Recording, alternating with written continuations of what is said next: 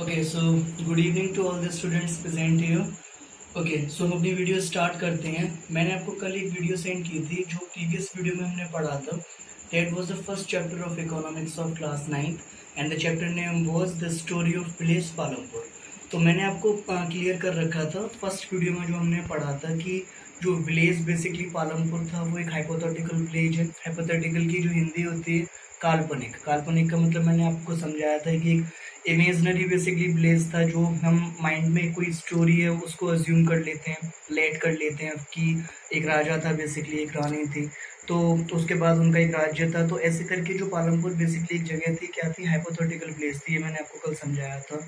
लेकिन इंडिया के अंदर एक जगह है हिमाचल प्रदेश। हिमाचल प्रदेश में जगह है कांगड़ा। तो कांगड़ा में एक विलेज है जिसका नाम है पालमपुर। तो हमने ये पढ़ा था, मैंने आपको बताया था कि 450 फैमिलीज रहती थी जो अपर कास्ट फैमिलीज थी। काफ़ी ज़्यादा डाइवर्सिटी थी कहाँ पे, पालमपुर के अंदर। डाइवर्सिटी का मतलब होता है different different kind of categories या फिर डिफरेंट डिफरेंट टाइप ऑफ जो लोग थे, जो सोशल ग्रुप से क्या होते थे, कनेक्टेड थे, या फिर लिंग्विस्टिक जो थे वो ग्रुप से काउंट होते थे। वो सारे लोग आते थे किसमें, विलेज पालमपुर में। तो 450 फैमिलीज थी।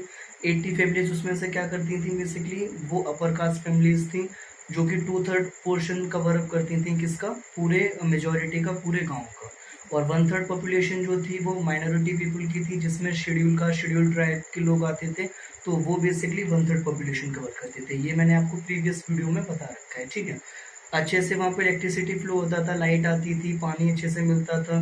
2 प्राइमरी स्कूल्स थे जो गवर्नमेंट रन करती थी, एक हाई स्कूल था जो प्राइवेट था, एक प्राइवेट डिस्पेंसरी थी और एक जो है वो पब्लिक डिस्पेंसरी थी जहाँ पे क्या होता था, लोगों का इलाज होता था।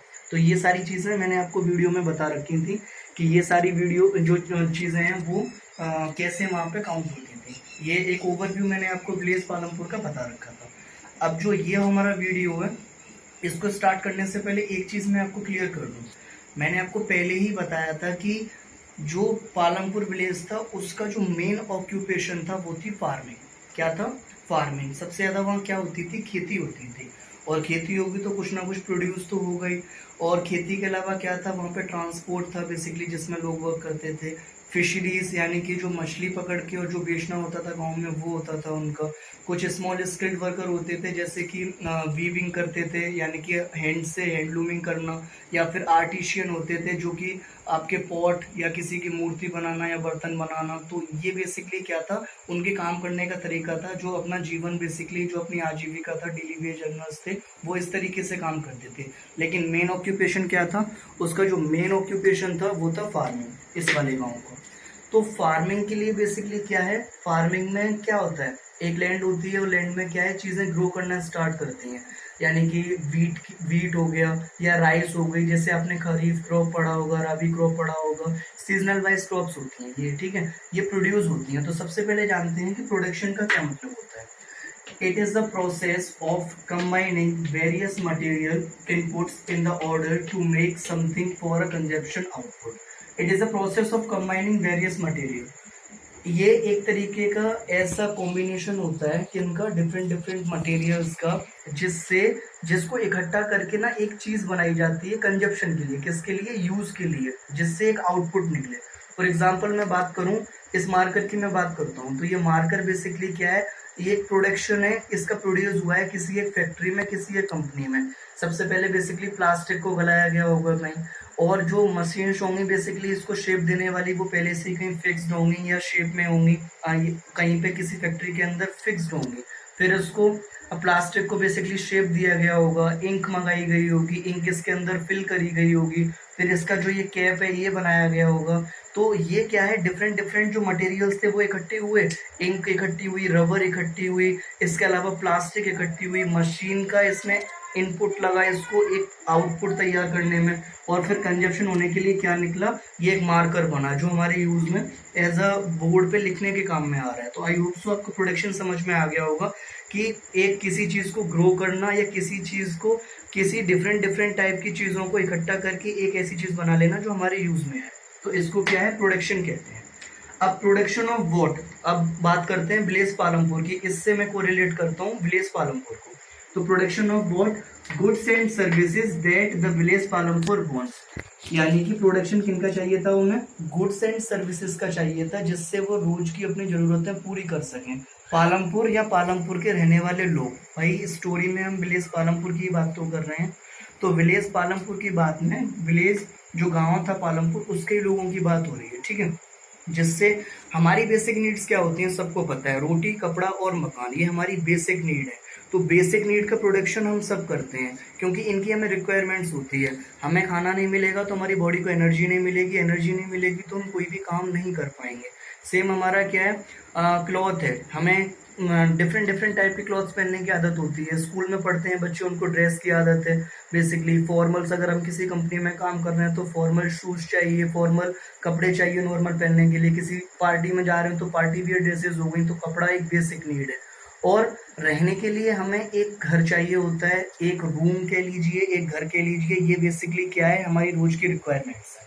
तो मेन फोकस पे बात करते हैं, जो रिक्वायरमेंट है वो कैसे कंप्लीट होती है। There are 4 requirements for the production of goods and services. तो जैसे हमारी रिक्वायरमेंट्स हैं रोटी कपड़ा और मकान, वैसे ही प्रोडक्शन के लिए यानी किसी भी चीज को प्रोड्यूस करने के लिए क्या है, कुछ रिक्वायरमेंट्स होती हैं। तो वो रिक्वायरमेंट्स कितने टाइप की होती हैं, वो 4 टाइप की होती हैं। तो मैं पहले आपको नेम बताता हूँ। सबसे पहले आता है लैंड, दूसरा है लेबर, तीसरा फिजिकल कैपिटल, और जो 4th वन है दैट इज ह्यूमन कैपिटल, जो ये लास्ट में लिखा रखा है, ठीक है। तो सबसे पहले बात करते हैं लैंड की। एक मोस्ट इम्पोर्टेंट फैक्टर समझ लीजिए, पूरी दुनिया के अंदर कोई भी ऐसी जगह नहीं है या कोई भी ऐसा प्रोडक्शन नहीं है जो बिना लैंड के पॉसिबल हो। कोई फैक्ट्री आपने हवा में लगती हुई देखी है कि हवा में कोई फैक्ट्री सेटअप हो गया और वहां से कोई चीज प्रोड्यूस होके आ रही है, नहीं। तो कोई भी चीज है, चाहे वो इंडस्ट्री हो, कोई स्कूल हो, यूनिवर्सिटी हो, हॉस्पिटल हो, प्राइवेट हो या गवर्नमेंट हो, इसके अलावा कोई घर हो, कोई कॉलोनी हो, कोई इंडस्ट्री हो, फैक्ट्री इन द सेंस में मैं बात कर रहा हूँ, उस हर एक को क्या है, लैंड की जरूरत होती है। अगर फार्मिंग भी हमें करनी हो, खेती भी करनी हो, तो लैंड पे ही तो होगी, जमीन पे ही तो होगी। तो जमीन एक बहुत बड़ा फैक्टर है किसी भी प्रोडक्शन के लिए, ठीक है। तो लैंड में क्या है, land along with other natural resources like forest, water and minerals। जमीन की जरूरत तो होती ही है, जमीन के साथ साथ क्या चाहिए होता है, जंगल चाहिए होते हैं, पानी चाहिए होता है और मिनरल्स चाहिए होते हैं। ये क्या करते हैं, ये लैंड की जो फर्टिलिटी पावर होती है किसी भी प्रोडक्शन के लिए, लैंड की फर्टिलिटी पावर को इनरिच करते हैं, बढ़ाते हैं, ठीक है। तो लैंड एक बहुत बड़ा फैक्टर प्ले करता है। सेकेंडली बात करते हैं लेबर की। अब सपोज करिए कि लेबर है, तो लैंड हमने ले ली, लैंड मैंने सपोज 5 बीघा मैंने जमीन ले ली, लैंड ले ली, और उस पर मैंने कोई फैक्ट्री सेटअप कर दिया। अब फैक्ट्री में मैं तो जाके मजदूरी नहीं करूंगा, अगर वहाँ लोग ही नहीं होंगे, काम करने वाले इंसान ही नहीं होंगे, तो प्रोडक्शन कैसे होगा किसी भी चीज का। तो हमें क्या चाहिए होता है, हमें एक लेबर चाहिए होती है जो वहाँ काम कर सके। लेबर कौन सी चाहिए होती है, people will do work for a motive like skilled, unskilled, educated, uneducated। people will work for a different motive। हर इंसान जो उस प्रोडक्शन कंपनी में काम कर रहा है या फैक्ट्री में काम कर रहा है, उसका एक मोटिव होगा। मोटिव क्या होगा कि किसी को अपने बच्चों का क्या है, भरण पोषण करना है, उनको पालना है, किसी को अपने पेरेंट्स का इलाज कराना है, किसी को खुद का बेसिकली क्या है कि खुद की पढ़ाई के लिए पैसा चाहिए होता है, तो उसका एक अलग मोटिव है। वहीं कंपनी के जो मालिक हैं उनका क्या मोटिव है कि उनको पैसा कमाना है, जो चीज़ वो प्रोड्यूस कर रहे हैं उसका प्रोडक्शन बढ़ाना है, जिससे उनकी फैक्ट्री, कंपनी या जो भी इंडस्ट्री है वो ग्रो करे, ग्रोथ करे। लेबर आपको समझ में आ गया। अब लेबर के लिए डिफरेंट डिफरेंट लोगों की जरूरत होती है। एक होता है स्किल्ड लेबर। स्किल्ड, अब स्किल्ड का मतलब है, सपोज मैं ये शर्ट अगर पहने हुआ हूँ, मैंने कोई कपड़ा किसी को दे दिया, तो मैं किसी को तो नहीं दे सकता, और किसी को देके अगर मैं बोल दूं कि इसकी शर्ट बना देना, तो पॉसिबल नहीं है कि वो शर्ट बना दे, क्योंकि उसको स्किल्ड ही नहीं है, उसको पता ही नहीं है शर्ट बनती कैसे। Are you getting. तो मैं उसी को ये कपड़ा दूंगा कि मुझे पता होगा कि ये स्किल्ड है, मतलब इस काम में इसको अच्छा एक्सपीरियंस है और इसको बनाना आता है, तभी वो शर्ट बना पाएगा, ठीक है। अनस्किल्ड, अनस्किल्ड वो होते हैं जिस काम को करने में कुछ भी ज्यादा सीखना नहीं पड़ता। जैसे आपने बेसिक लेबर्स देखी होगी। लेबर्स में क्या है, जैसे आपका क्या हो रहा है, फॉर एग्जाम्पल अगर मैं बात करूं कि आपका कोई फैक्ट्री है या कोई इंडस्ट्री सेटअप बन रहा है, तो उस टाइम पे क्या, जैसे हमारी इंडस्ट्री है बेसिकली, तो इंडस्ट्री में क्या होता है कि जब बन रही होती है, तो जैसे ब्रिक्स हैं, तो सपोज अगर थर्ड फ्लोर बन रहा है तो उसके लिए ब्रिक्स क्या है, ऊपर से नीचे से ऊपर जाएंगे तो उसके लिए लेबर हमें लगानी पड़ती है। या हमारी जैसे कंक्रीट है या फिर बालू है या फिर सीमेंट है बेसिकली, तो इनके लिए क्या करना पड़ता है, इनको एक जगह से दूसरी जगह ले जाने के लिए एक हमें लेबर की जरूरत पड़ती है, तो वो अनस्किल्ड लेबर होती है, उसको ज्यादा सिखाने की कोई चीज जरूरत नहीं होती। थर्ड होता है एजुकेटेड। अब एजुकेशन के लिए क्या है, जैसे कोई काम है, फॉर एग्जांपल अगर मैं बात करूं कहीं पर रोड डाला जा रहा है, तो रोड डालने के लिए क्या है, सिविल इंजीनियर्स को बुलाना पड़ेगा जो कि एजुकेटेड होते हैं, जिनको कंक्रीट का, बिटुमिन, बिटुमिन की हिंदी होती है डाबर, कंक्रीट जो आरसीसी का प्लांट बनता है, जैसे यमुना एक्सप्रेस वे है आपका या फिर लखनऊ एक्सप्रेस वे है, तो ये कोई सिविल इंजीनियर्स की टीम होती है, वही बना सकती है। अगर यहाँ मैं कंप्यूटर इंजीनियर्स को लगा दूंगा तो वो नहीं बना पाएंगे। वहीं अगर मुझे कोई सॉफ्टवेयर डिजाइन करना हो तो सॉफ्टवेयर के लिए मैं कंप्यूटर इंजीनियर्स को पकड़ूंगा, जो सॉफ्टवेयर इंजीनियर्स होते हैं, वहां पे सिविल का या मैकेनिकल का कोई काम नहीं होगा। तो एजुकेटेड वो लोग हो गए। अनएजुकेटेड कौन होते हैं, अनएजुकेटेड वो लोग होते हैं जो अंडर काम करते हैं किसी के भी। फॉर एग्जाम्पल अगर कोई पंप ऑपरेटर है, या फिर मैं अगर ये कह दूं कि मोटरसाइकिल बेसिकली क्या है, कोई बाइक है उसको सही करता है, तो बाइक की कंपनी है, सपोज होंडा एक कंपनी है, तो होंडा का अगर कोई डीलर है बेसिकली तो वो एजुकेटेड है, इतनी बड़ी कंपनी चला रहा है। लेकिन उसमें कुछ अनएजुकेटेड पीपल होंगे जो रिपेयरिंग का काम करते होंगे, बाइक को धोने का काम करते होंगे, या फिर टायर्स हैं इनको बनाने का, इनका काम करते होंगे, तो उनको अनएजुकेटेड पीपल्स में कैटेगरीज में काउंट किया जाता है। तो it is depend on the nature of work.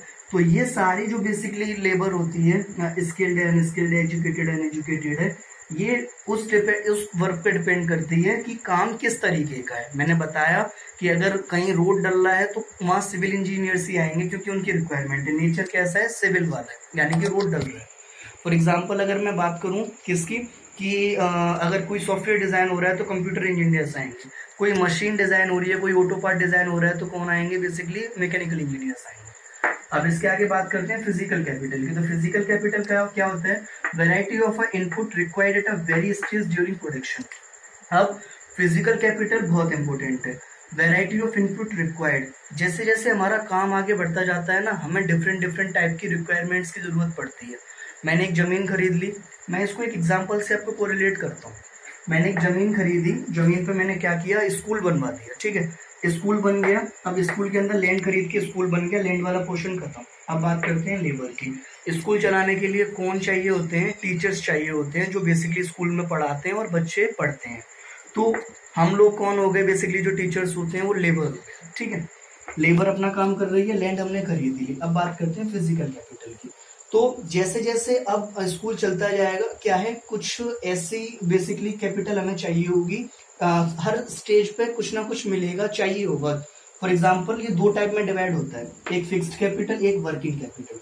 तो फिक्स्ड कैपिटल में क्या होता है, टूल्स, मशीन, बिल्डिंग, ये एक बिल्डिंग का पार्ट है। अगर मैं फिक्स्ड कैपिटल की क्लासरूम के अकॉर्डिंग बात करूं तो जैसे फैंस हो गए या लाइट हो गई जो क्लासरूम के अंदर लगे होते हैं, तो ये एक बार लगवा दिया, ये फिक्स्ड हो गया। कि वो इंडस्ट्री है उसमें मशीन लगवा दी, वो फिक्स हो गई, टूल लगवा दिए, वो फिक्स हो गए। इसके अलावा टीचर की डैशबोर्ड है या आपका ग्रीन बोर्ड है या ब्लैक बोर्ड है, तो ये फिक्स हो गया, ये फिक्स्ड कैपिटल में आता है।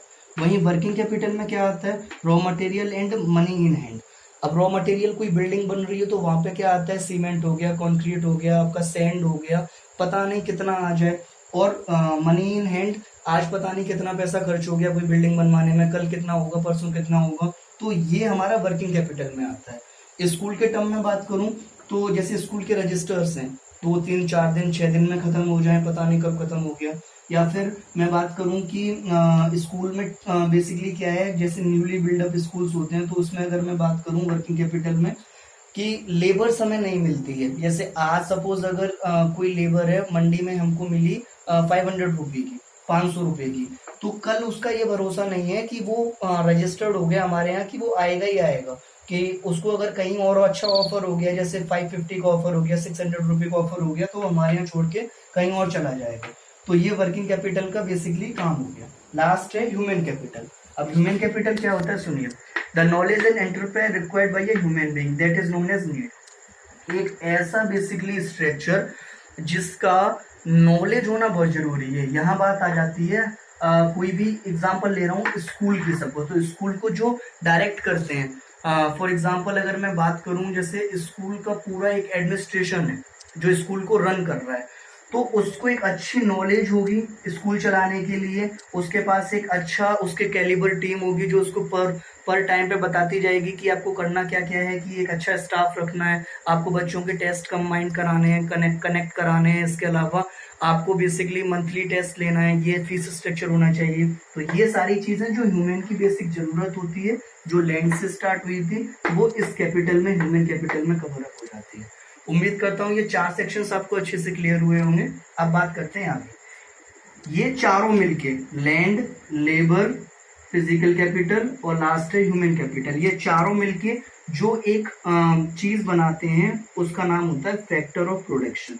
अब डायरेक्ट क्वेश्चन ये 4 नंबर में पूछा जाता है आपका एग्जाम में कि what are the factor of production.